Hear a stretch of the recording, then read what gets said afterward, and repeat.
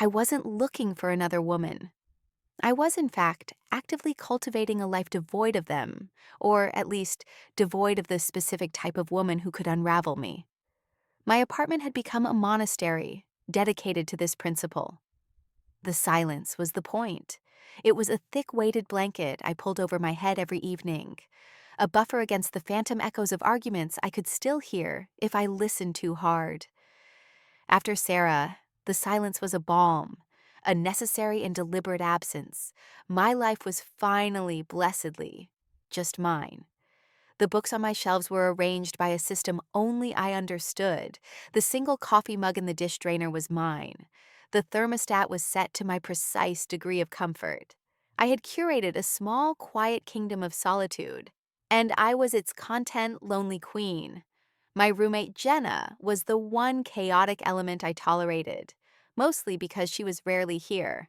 Her job in event planning meant she lived in a whirlwind of lanyards, hotel lobbies, and last-minute crises, leaving me blessedly alone most of the time. Our arrangement was perfect.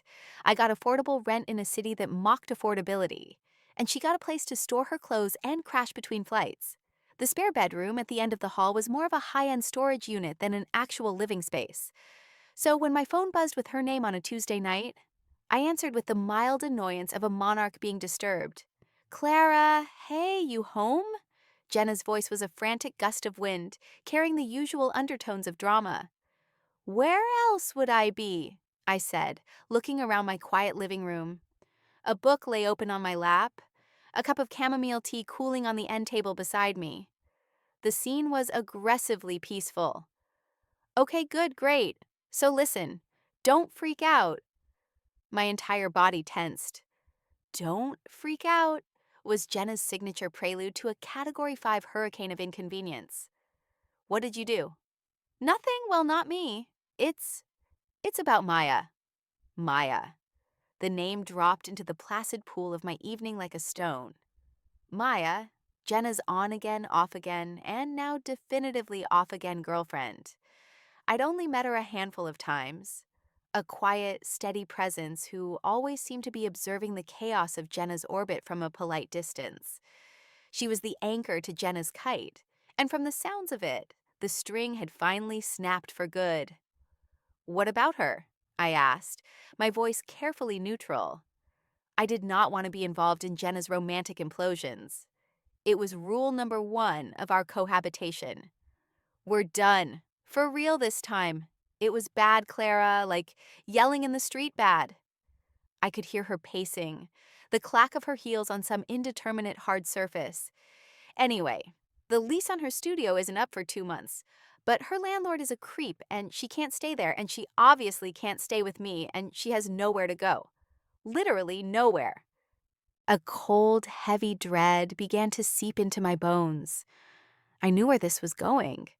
I could feel the walls of my monastery beginning to crumble. "Jenna, no. Just for a little while. The spare room is empty. It's perfect. She just needs a place to land for a couple of months until she can figure things out. She's super quiet. You know she is. You'll barely even know she's there." I squeezed my eyes shut. Barely know she's there. The hollow promise of every unwanted houseguest in history. I thought of my silence. My precious, hard-won silence. I thought of another person's energy in my space, another person's rhythms, another person's smells, another person's pain. My breakup with Sarah had hollowed me out, and I had spent the last year painstakingly refilling the cavity with peace, quiet, and solitude. I wasn't ready to share my space. I wasn't sure I ever would be again, especially not with a stranger who was the living, breathing embodiment of a messy breakup. She would be a ghost of someone else's heartache, haunting my hallways. "Jenna, I don't think that's a good idea," I said, my voice tight. "This is my home. It's quiet here." "I know, that's why it's perfect for her. She needs quiet." Jenna's logic was a tangled, self-serving mess. "Please, Clara, I owe her this. I was not great. This is the only way I can help her. She's already got her stuff in a van. She'll be there in an hour." And there it was. Not a request, but a notification. The decision had been made. My quiet kingdom was about to be invaded, and I hadn't even been given the chance to fortify the gates. I sank back into my armchair, the chamomile tea now utterly unappealing. An hour. I had 1 hour left of my life as I knew it. The silence in the room suddenly felt different. It was no longer a comforting blanket, but a fragile, finite resource, ticking away like the last grains of sand in an hourglass. The inciting event wasn't a bang, but a phone call, a casual wrecking ball to the life I had so carefully built. I was about to have a roommate, my roommate's ex-girlfriend, and I already hated it. The hour passed in a state of suspended animation. I didn't move from my chair. I simply sat, listening to the familiar hum of the refrigerator, the distant sigh of traffic, cataloging the sounds of my solitude before they were corrupted. Every creak of the floorboards was a fond farewell. I was mourning a life that wasn't even gone yet. When the buzzer finally shrieked, the sound was violent, a violation of the evening's sanctity. I flinched, my heart hammering against my ribs with a ridiculous, unwarranted panic. It's just a person, I told myself. A temporary, quiet person. I buzzed her up without a word and stood with my arms crossed, waiting by the door. I had already decided on my strategy. Polite, Arctic distance. I would be a glacier, impassive and unmovable. I would make it clear through my every action that I was an unwilling participant in this domestic drama. The footsteps that came up the stairs were heavy, weary. Not the frantic click-clack of Jenna, but a slow, measured tread. When she appeared in the doorway, she looked smaller than I remembered. Maya. She was holding a cardboard box that seemed too heavy for her, but she held it with a kind of resigned strength. Her dark hair was pulled back in a messy bun, with loose strands clinging to her temples. She wore a plain gray t-shirt and jeans, both of which looked like they'd been through a long day. Her face was pale, and her eyes, dark, deep-set eyes that I remembered holding a quiet amusement, were shadowed and exhausted. They scanned my face for a moment, and I saw a flicker of apology, of humiliation in them before she looked away. "Hi," she said. Her voice was low and slightly rough, like worn velvet. "Hi," I replied, my tone as flat and unwelcoming as I could make it. I didn't move out of the way. I made her stand there, holding her heavy box, a supplicant at the gates of my fortress. It was a petty power play, and I knew it, but I couldn't help myself.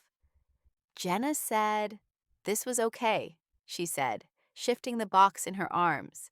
It was a question, not a statement. She knew. She knew I didn't want her here. Jenna says a lot of things, I said, finally stepping aside. The coldness in my own voice surprised me. It was a cruelty born of fear, the fear of my peace being shattered. The room's at the end of the hall, the one with the door closed. Right. She nodded, not meeting my eyes again, and shuffled past me. A faint scent trailed in her wake, something clean and earthy like sawdust and soap. It was an immediate, unwelcome intrusion into the carefully curated air of my apartment, which usually smelled of old paper and tea. I watched her walk down the hall, her shoulders slumped. The box looked like it contained all the weight of her collapsed relationship. She disappeared into the room and closed the door behind her with a soft, respectful click. I stood in the living room, my arms still crossed, feeling the entire atmosphere of the apartment shift. It was no longer just mine. There was another consciousness here, another breathing, feeling person just 40 feet away. I could feel her presence like a low-frequency hum, a subtle pressure against the fragile walls of my solitude. For the next hour, the only sounds were the muffled thumps and scrapes of her moving things. It was a quiet, methodical sound, the sound of someone trying desperately not to be a nuisance. Each noise was an apology. I retreated to my bedroom, closing my own door, but it was useless. I was acutely aware of her. I tried to read, but the words on the page blurred. My hearing seemed to have amplified, tuning itself to the new inhabitant of my home. I heard the floorboards creak as she walked back and forth from the front door, the soft clink of hangers in the closet, the whisper of a drawer opening and closing. Later, I heard the shower turn on, the sound of water running through the pipes, a sound I'd never had to share, felt deeply, profoundly intimate. I imagined her standing under the spray, washing away the grime of the day, washing away the fight with Jenna, the humiliation of having to move into a stranger's apartment. I pictured the water running over her skin, and I immediately felt a hot flush of shame. Why was I thinking about her skin? I shook my head, disgusted with myself. She wasn't a person to me. She was an invasion, an inconvenience. That's all I would allow her to be. When the water shut off, the silence that followed was even more fraught. I waited, listening. I heard her door open, then the soft patting of her feet in the hallway. She was heading to the kitchen. My kitchen. I stayed in my room, a prisoner of my own making. I heard the clink of a glass, the rush of water from the tap. Then silence again. I pictured her standing there, in the dark, drinking a glass of water, alone. A wave of something uncomfortable and foreign washed over me, a pang of empathy. I crushed it instantly. This was Jenna's mess. Maya was Jenna's ex. A line had to be drawn, thick and clear. I put on my headphones, turning up the volume on a Brahms symphony until it was loud enough to drown out the sound of my own thoughts, loud enough to hopefully drown out any further evidence of her existence. But even through the soaring strings, I could feel her. A quiet, wounded presence at the end of the hall. The glacier was already beginning to feel the warmth of an unwanted current, and the thought terrified me. The first week was a masterclass in mutual avoidance. We were two ghosts haunting the same house, gliding through rooms at different times, leaving behind only the barest traces of our existence. I'd wake up early, make my coffee in the pre-dawn quiet, and be gone before I heard any sign of life from her room. I'd come home late from the library, long after I assumed she'd eaten and retreated for the night. The apartment was kept immaculately clean, a silent treaty of non-interference. If she used a dish, it was washed, dried, and put away instantly. If I left a magazine on the coffee table, I'd find it perfectly straightened when I returned. It was a cold, polite war of invisibility. Jenna, true to form, was a phantom.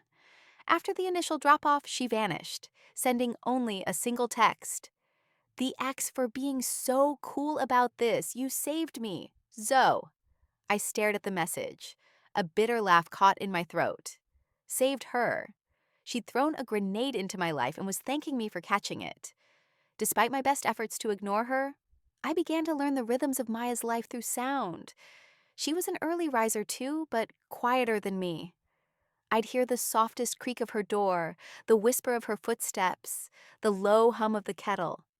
She never used the coffee machine. Tea, always tea. Around 8 a.m., I'd hear her leave, the front door closing with a gentle click.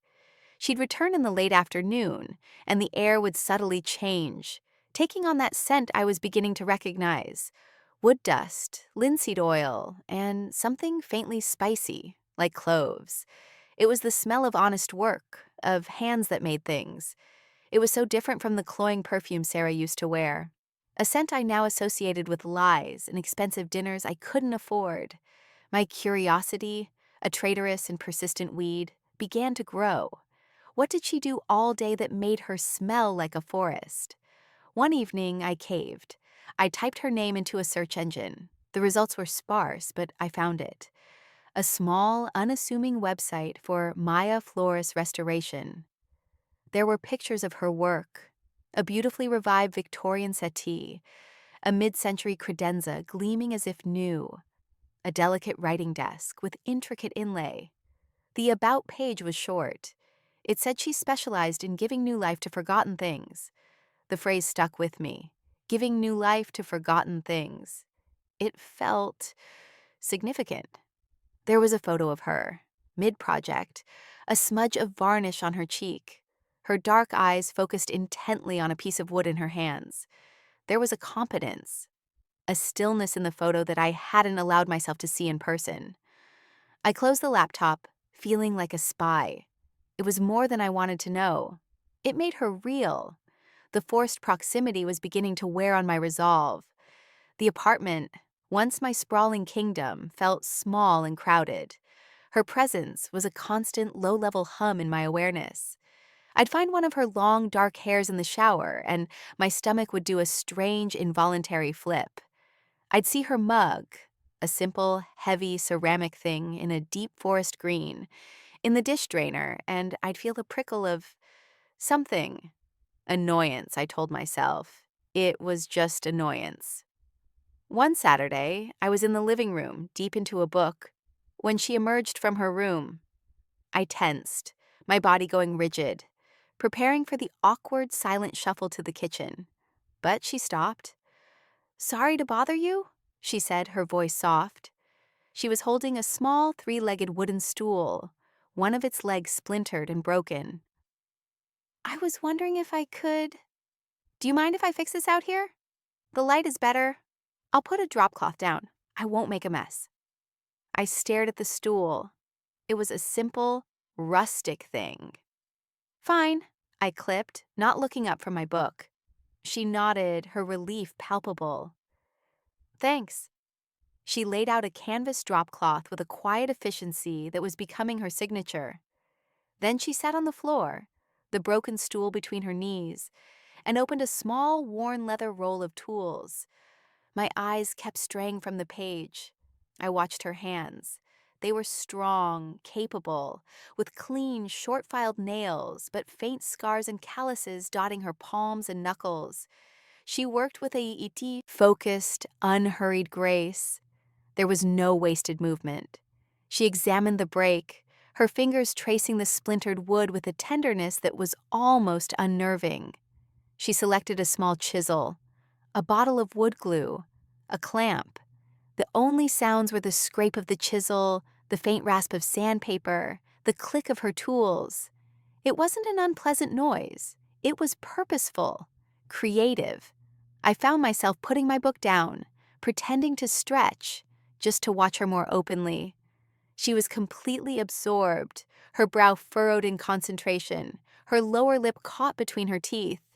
In that moment, she wasn't Jenna's ex. She wasn't an intruder. She was an artisan, a creator, coaxing a broken thing back to wholeness. "That's my grandmother's," she said without looking up. Her voice startled me out of my trance. "Oh," I said intelligently. "She used to sit on it to weed her garden. My grandfather made it for her. It's not worth anything, but..." She shrugged, her focus still on the delicate work of aligning the broken pieces. "It's hers." The simple statement hung in the air. It was the first personal thing she'd ever offered me. A tiny, fragile bridge across the chasm of silence I had built between us. I didn't know how to respond. "I'm sorry for your breakup," felt too intimate. "That's nice," felt too dismissive. So, I said nothing. I just watched her hands, watched the care she took with this small, worthless, priceless thing. And I felt another crack appear in my glacier, a tiny fissure spiderwebbing out from my core. I was starting to see the woman, not just the inconvenience, and that was far more dangerous. The weeks bled into a month, and our silent dance of avoidance slowly, almost imperceptibly, evolved. The Arctic frost began to thaw into a cool, wary spring. We started acknowledging each other with quiet nods, then quiet mornings, then eventually full sentences. The conversations were brief utilitarian exchanges over the kettle or in the hallway. "I'm running to the store. Need anything?" "The landlord left a notice about the water being off tomorrow." They were insignificant, yet each one felt like a diplomatic breakthrough. I learned more about her in fragments. I learned she hated cilantro, loved thunderstorms, and could spend hours in a museum staring at a single painting. I learned this not because she told me, but through observation.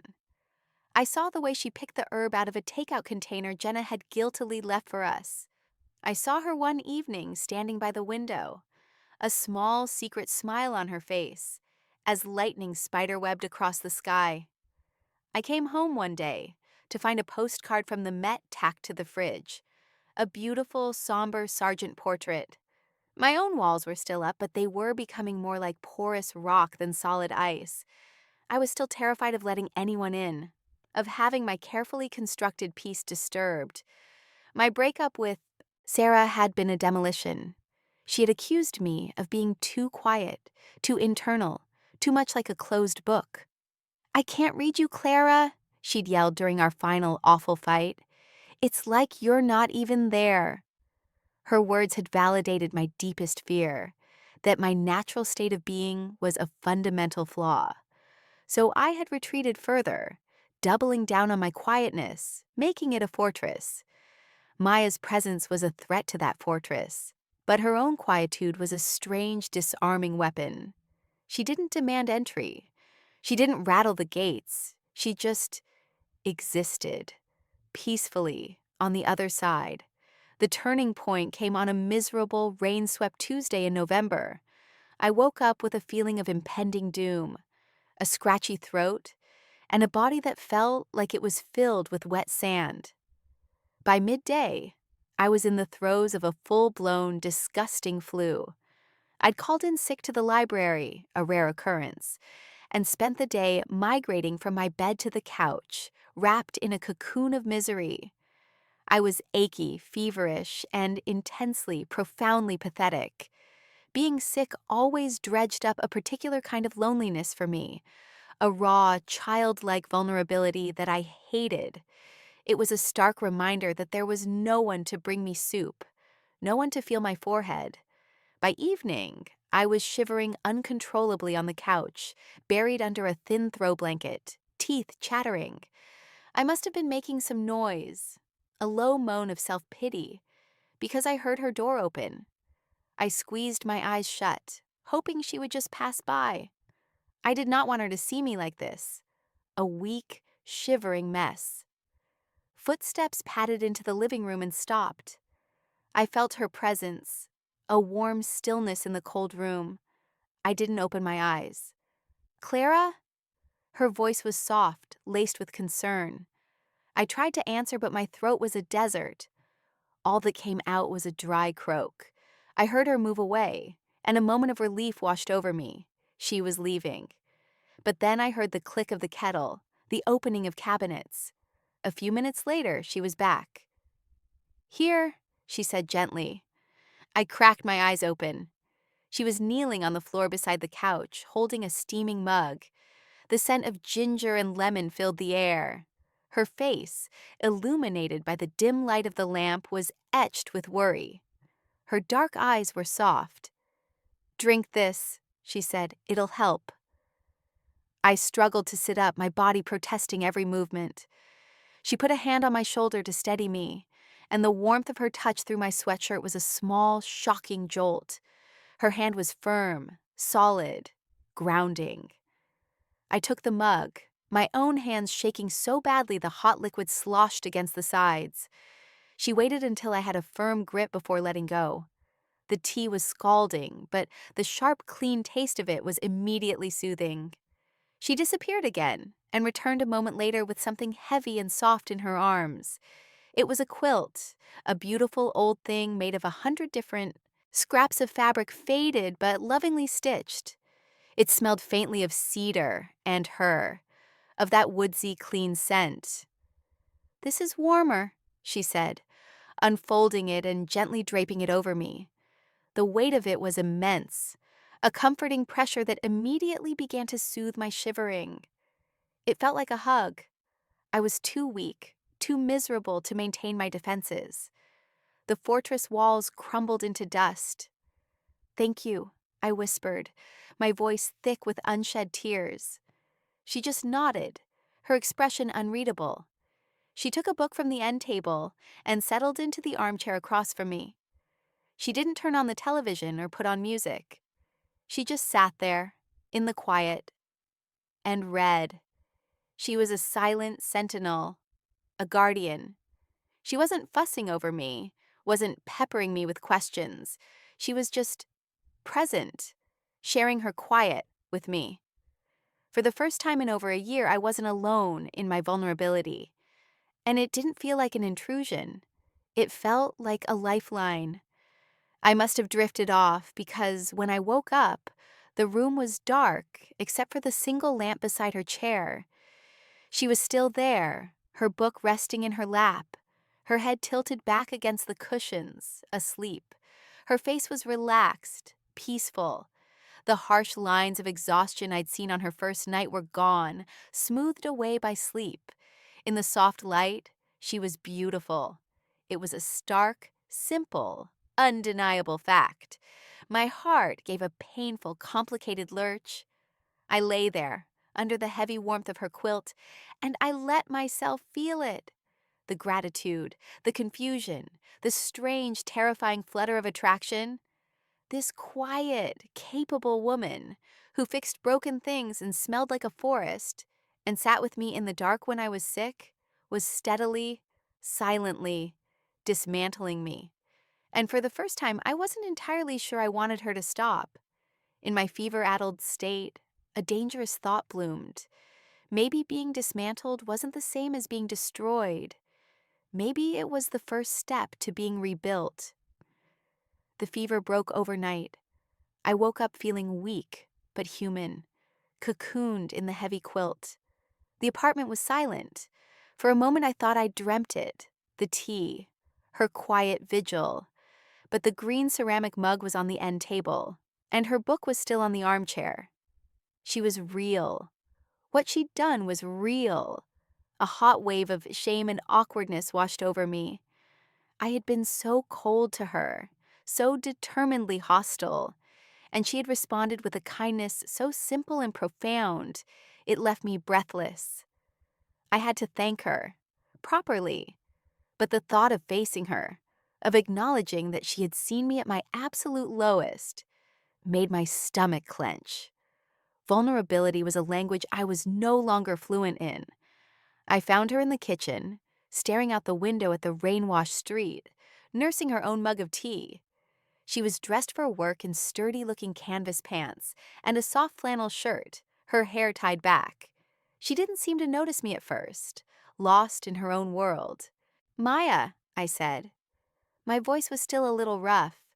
She turned, a flicker of surprise in her eyes, quickly masked. "Hey, you're up. How are you feeling?" "Better, a lot better," I said, my hands fidgeting with the sleeves of my robe. Thank you for last night." "You didn't have to do that." She gave a small shrug, turning back to the window. "It was nothing. You were sick." "It wasn't nothing to me," I insisted, taking a step further into the room. "It was really kind." She was quiet for a moment, her gaze fixed on something outside. "My mom's a nurse," she finally said, her voice soft.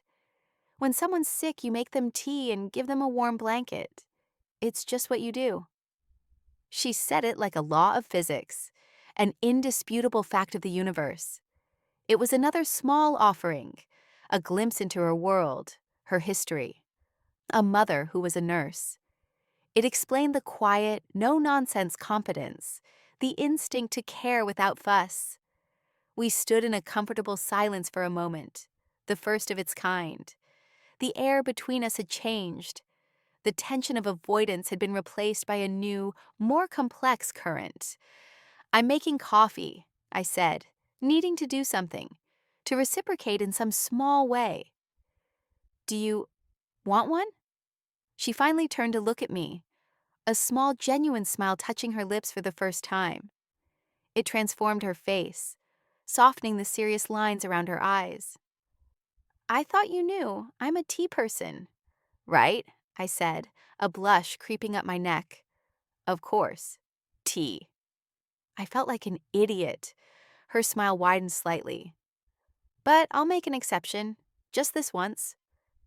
So I made 2 coffees, and we sat at the small kitchen table, the rain drumming a gentle rhythm against the window pane. It was the first time we'd shared a space by choice. I asked her about her work, and this time she answered. She told me about the furniture restoration studio she rented, a dusty, light-filled loft downtown. She spoke about wood with a passion that was captivating. She described the personalities of different grains, the stubbornness of oak, the forgiveness of pine, the deep hidden beauty of walnut. I like that you can't rush it, she said, cradling her mug in her capable hands. You have to be patient. You have to listen to what the piece needs. Most things that look broken just need a little attention, a little strength applied in the right place. Her words resonated deep inside me, in the broken places Sarah had left behind. I felt seen, understood, in a way that was both terrifying and exhilarating. Emboldened by her openness, I found myself talking too. I told her about my job at the university's rare books archive, about the smell of old parchment and leather, the quiet satisfaction of preserving stories, of holding history in my hands. So we both like old things, she said, her dark eyes twinkling with a gentle humor. I guess we do, I admitted, a real smile breaking across my own face. It felt rusty, unfamiliar. We talked for almost an hour, until the rain slowed to a drizzle, and she realized she was late for work. As she stood to leave, there was a moment of shared hesitation, an acknowledgement that a boundary had been crossed, a new territory entered. Well, she said, grabbing her jacket. Feel better, Clara. I will, I said.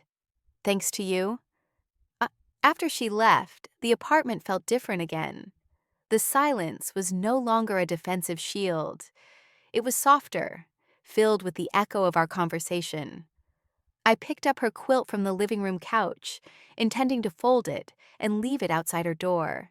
But instead I found myself holding it, burying my face in the soft, worn fabric. It smelled of cedar and, faintly, of her. Of sawdust and cloves and something else, something uniquely Maya. I stood there for a long time, holding her warmth in my arms, and I knew, with a certainty that frightened me to my core, that I was in trouble. This was no longer about an unwanted roommate. This was about a woman. This was about her. And I was starting to want her in my life, an idea so dangerous, it felt like standing on the edge of a cliff, wanting, for the first time in a long time, to jump. The thaw accelerated into a full-blown melt. Our lives, once parallel lines, began to curve toward each other. The fortress of my solitude had been breached, not by force, but by a quiet, persistent campaign of kindness and shared cups of coffee. We fell into a new rhythm, one that included each other.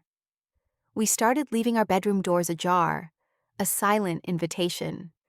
We'd cook in the kitchen at the same time, no longer performing the awkward ballet of avoidance, but moving in a comfortable, collaborative dance. Our conversation stretched longer, sinking deeper.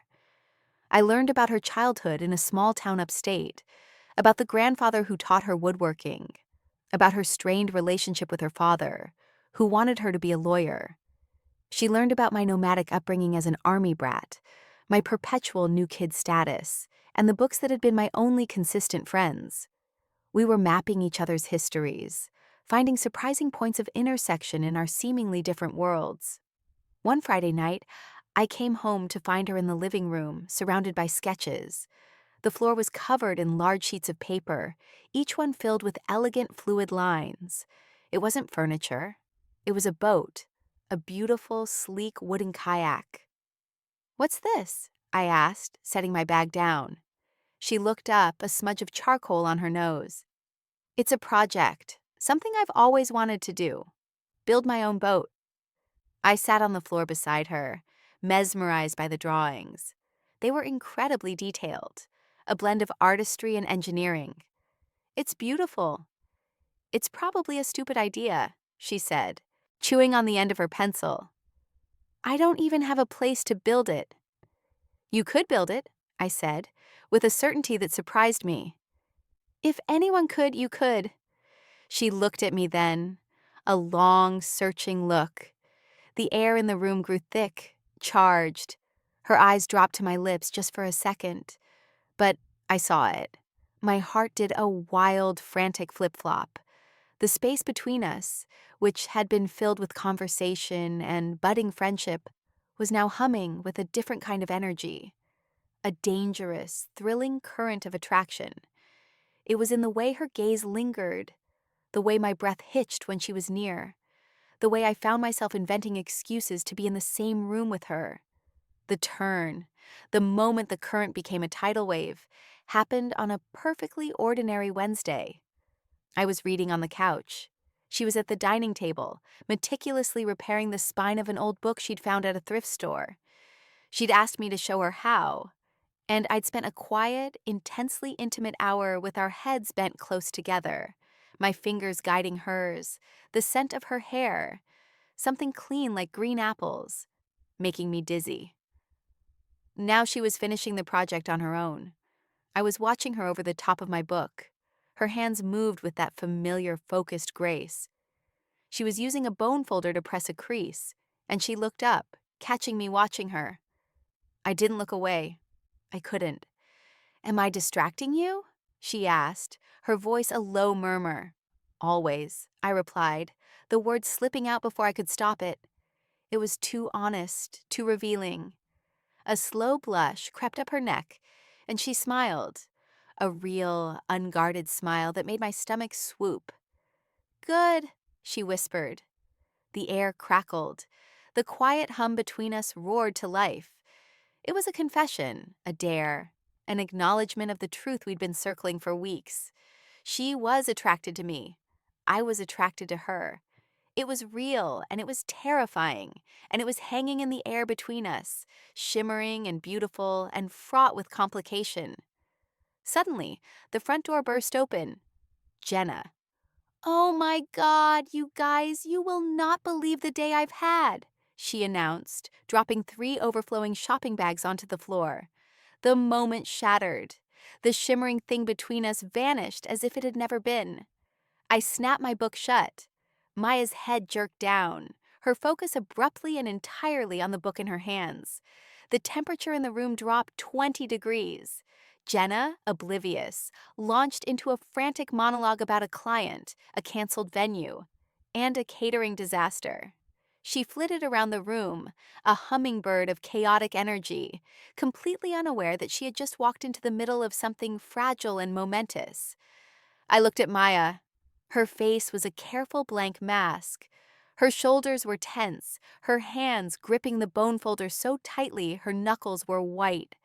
She was gone, retreated back into her shell, and I felt a fierce, protective anger toward Jenna, an anger that was completely new. She had not only invaded my apartment, she had shattered my peace. And now she had interrupted this, whatever this was. That night, I lay in bed, my heart pounding with the ghost of that moment. Always. I had said it, and she had smiled. It was all there, just under the surface. A beautiful, dangerous secret we now shared. But Jenna's arrival was a stark reminder of the reality of our situation. Maya was her ex. We were living in her apartment.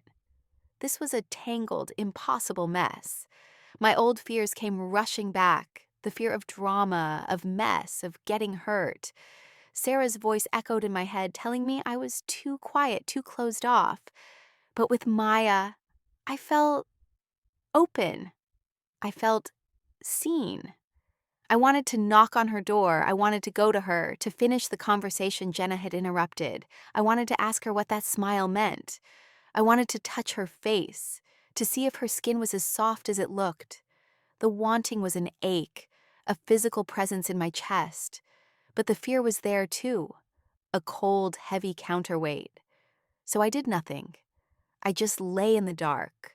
My monastery now a prison of my own indecision, tortured by the ghost of a smile and the scent of green apples. The week after Jenna's disastrous cameo was a study in exquisite torture. The unspoken thing between us was a third person in the apartment, a living, breathing entity that took up all the oxygen. Every interaction was freighted with meaning. When our hands brushed as we both reached for the milk, it felt like an electric shock. When I caught her watching me from across the room, her dark eyes intense and questioning, my breath would catch in my throat. We were orbiting each other in a tightening spiral, the gravitational pull growing stronger each day. The easy camaraderie we had built was gone, replaced by a tense, watchful silence. But this silence was different from the one at the beginning. It wasn't empty. It was full. It was charged with everything we weren't saying. I replayed our near moment over and over in my mind. Always. The word echoed in my thoughts. Her smile? Good. It was a promise, an invitation I had been too cowardly to accept. My internal monologue was a constant looping frenzy of desire and fear. She's Jenna's ex. It's insane. You live here. She's temporary. It can't go anywhere. But then my mind would supply the counter-arguments, the sensory details that were becoming my undoing. The way she smells like sawdust in safety. The quiet strength in her hands. The way her eyes soften when she thinks I'm not looking. The sound of her laugh. A low, husky thing I'd only heard a few times. I was consumed. At the library, I'd find myself staring at a 15th century manuscript, seeing only the elegant curve of her handwriting in her boat sketches. I'd walk home and find myself looking for her in the crowds. She had colonized my thoughts. The breaking of this tension, I knew, would have to come from me. She had made her move, as subtle as it was. She had smiled. She had whispered, "Good, the next step was mine." But my history of romantic failure, the fresh wound of Sarah's rejection, had left me paralyzed. Sarah had wanted me to be more expressive, more open. And when I had tried, she had recoiled, calling me too intense. The fear of being too much again was a powerful anesthetic. One evening, I found her on the fire escape, a small metal perch off the kitchen window that overlooked a dreary alley of dumpsters and brick walls.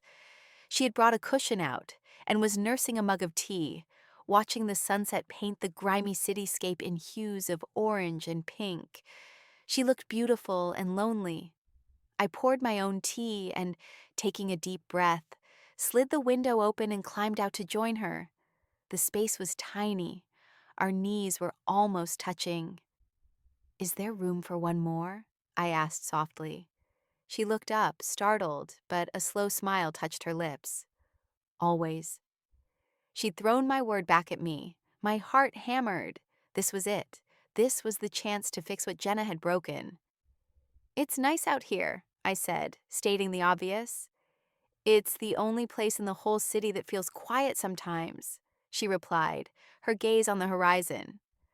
"I come out here to think." "What are you thinking about?" I asked, my voice barely a whisper. She turned to look at me, her expression serious. The setting sun caught in her dark eyes, turning them to molten gold. "About how complicated things are," she said. "About how I shouldn't be here." "In my apartment?"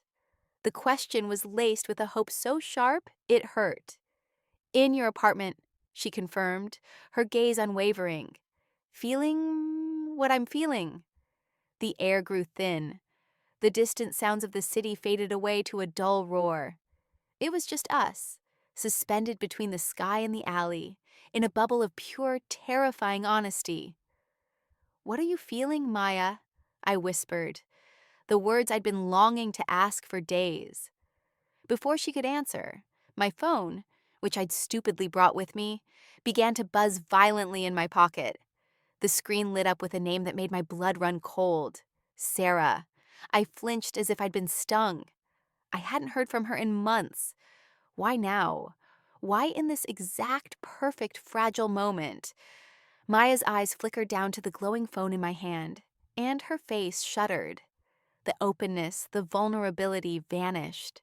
She pulled back, physically creating a space between us on the tiny fire escape. The bubble popped.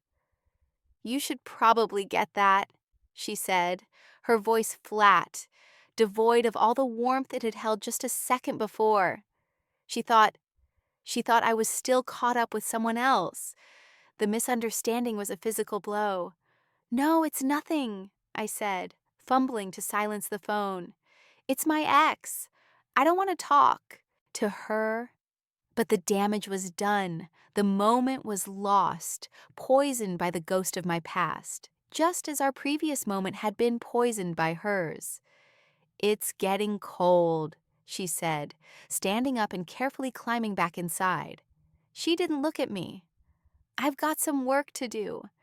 She left me there, alone on the fire escape, with the dying sunset and the bitter taste of missed opportunity in my mouth.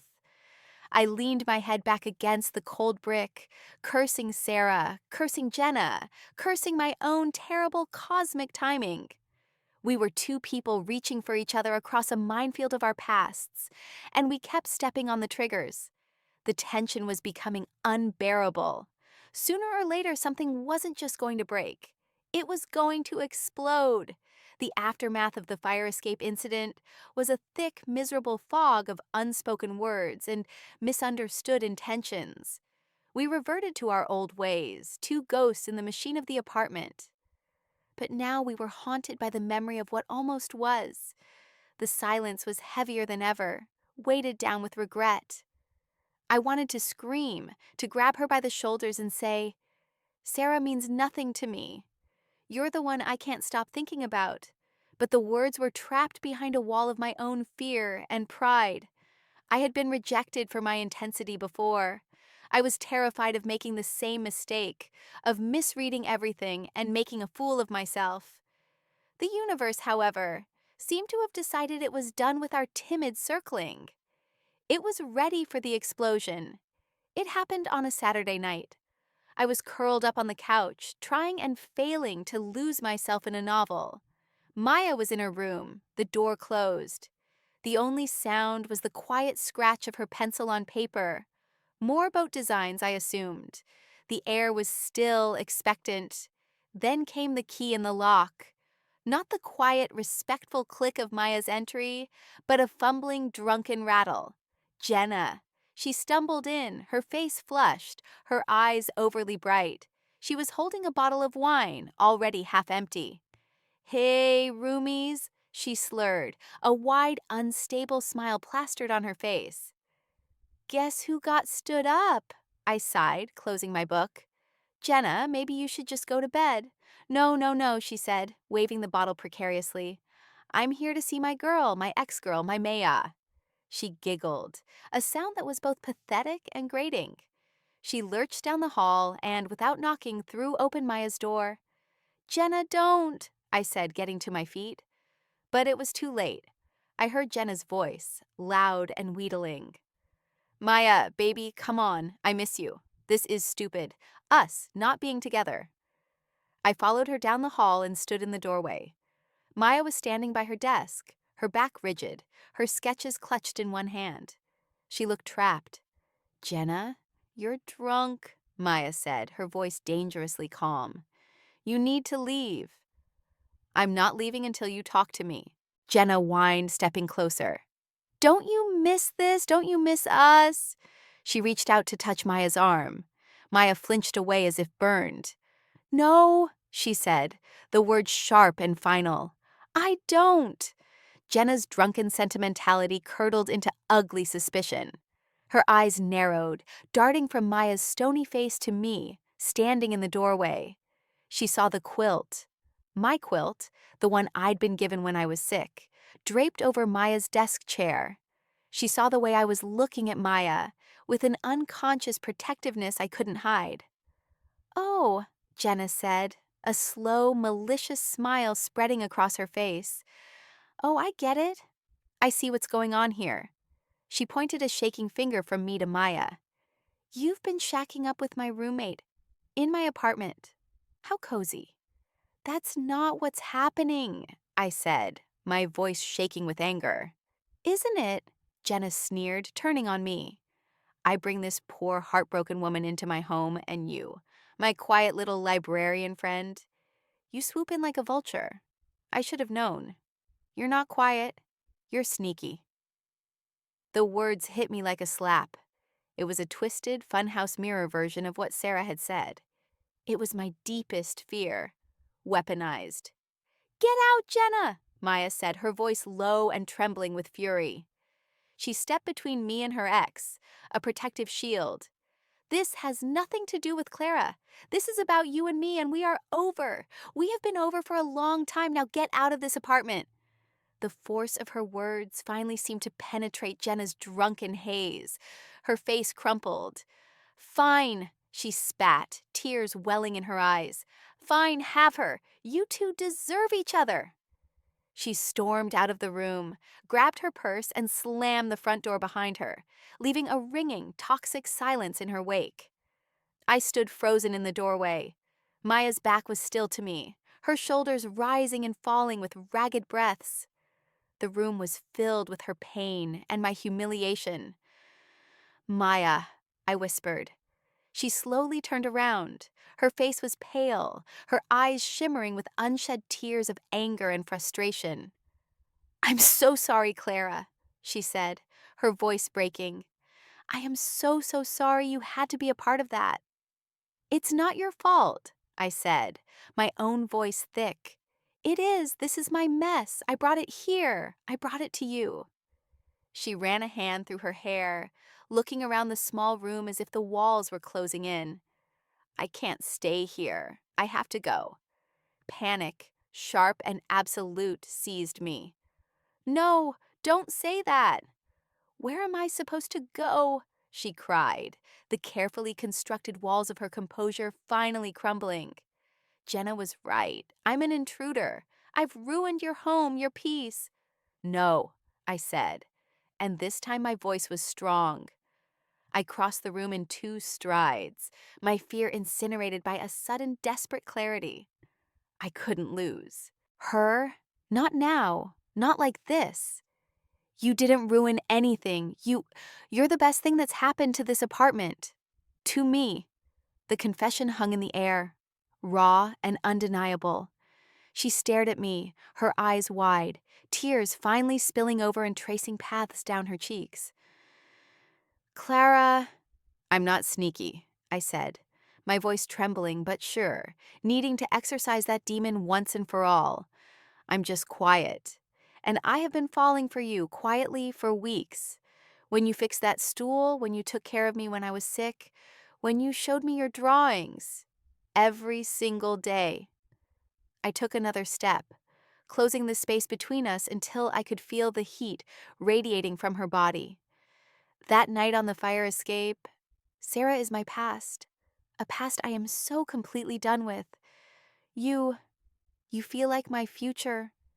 I reached out and gently, tentatively cupped her face in my hands, my thumbs wiping away her tears. Her skin was as soft as I had imagined. She leaned into my touch, a shudder running through her. I'm so scared, she whispered. Me too, I admitted, but I'm more scared of you walking out that door. And then I closed the final inch between us and kissed her. It wasn't a gentle, tentative kiss. It was a collision. It was months of unspoken words, of stolen glances, of pent-up longing and frustration and fear, all pouring out at once. It was the desperation of almost losing her, the wild relief of finding her. Her lips were soft, yielding, and she tasted of tea and salt, and a grief I wanted to kiss away forever. Her hands came up to grip my waist, pulling me tight against her, and she kissed me back with a matching, desperate hunger. It was a kiss of recognition, a confirmation of everything that had been simmering between us. It wasn't a question. It was the answer. The kiss deepened, softened, became something else, something slower, more deliberate. It was a conversation, a mapping of new territory. My hands moved from her face to her hair, sinking into the thick, soft strands. Her sketches fluttered from her hand, forgotten, to the floor. She led me backward, without breaking the kiss, until the backs of my knees hit the edge of her bed. We tumbled onto it, a tangle of limbs and mouths and breathless confessions whispered against skin. The dam had broken, and we were lost, finally, blessedly, in the flood. I woke to the soft gray light of morning filtering through the window. For a disoriented second, I didn't know where I was. The scent of cedar and sawdust, the heavy weight of a quilt, the unfamiliar texture of the sheets. Then I felt it, the slow, steady rhythm of breathing beside me. I turned my head. Maya was there, asleep, her face peaceful and relaxed in the dawn light. An arm was slung protectively over my waist, her hand resting on my hip. We were tangled together under her grandmother's quilt. A wave of pure, unadulterated tenderness washed over me, so potent it almost hurt. The chaos and ugliness of the night before seemed a world away. Here, in the quiet of her room, there was only this solid, breathing reality. Her eyes fluttered open, dark and drowsy, and found mine. A slow, sleepy smile spread across her face. "Hey," she whispered, her voice rough with sleep. "Hey," I whispered back, my heart feeling too big for my chest. We lay there for a long moment, just looking at each other, letting the reality of the new world we'd created sink in. It was fragile, tentative, but it was real. "You're still here," she said, a hint of wonder in her voice. "I'm not going anywhere," I replied, and I knew it was the truest thing I'd ever said. But the real world, with all its complications, was waiting just outside the bedroom door. Jenna, the apartment, the impossibly tangled situation. "We need to talk," I said softly, tracing the line of her collarbone with my finger. She sighed, the peaceful look on her face clouding over slightly. "I know." She propped herself up on an elbow, the quilt pooling around her waist. "Clara, I meant what I said last night. I can't stay here. Not now. It's not right for you or for me." My stomach clenched with the old fear of her leaving, but I looked at her face, her determined, resolute face, and I understood. This wasn't a rejection. This was about building something real, something that wasn't born from the ashes of her old relationship and my forced hospitality. It was about choosing each other, freely and deliberately. "Okay," I said, my voice steady. "So, you'll find a new place." She nodded, her eyes searching mine for any sign of hurt. "I'll start looking today. I have some money saved. I can find a studio somewhere nearby." "Good," I said, and I reached out, taking her hand. Her strong, capable fingers laced with mine. "That's a good plan." I looked down at our joined hands, then back up at her. "But Maya, I squeezed her hand, this isn't temporary. I don't want it to be." A wave of relief washed over her features. So profound it was like watching the sun break through clouds. "Me neither," she said, her voice thick with emotion. "This is the first thing that's felt real in a very long time." And that was the concrete action, the plan. It wasn't some vague promise of, "we'll figure it out." It was a decision. She would move out of this apartment, not to escape me, but to be able to come back to me on her own terms, to build something new, untangled from the past. It was the first step toward our own space, our own story. It was the most hopeful, terrifying, and wonderful plan I had ever heard. A week later, the living room was filled with cardboard boxes. They were neatly taped, clearly labeled in Maya's elegant script. It wasn't a sad scene. The air wasn't heavy with departure, but light with anticipation. She had found a small, sun-filled studio apartment just 10 blocks away. We had spent the week in a bubble of quiet intimacy, packing her things by day and exploring the new fragile landscape of our relationship by night. We talked for hours, filling in the gaps, sharing fears and dreams. It was a beginning, and it felt sacred.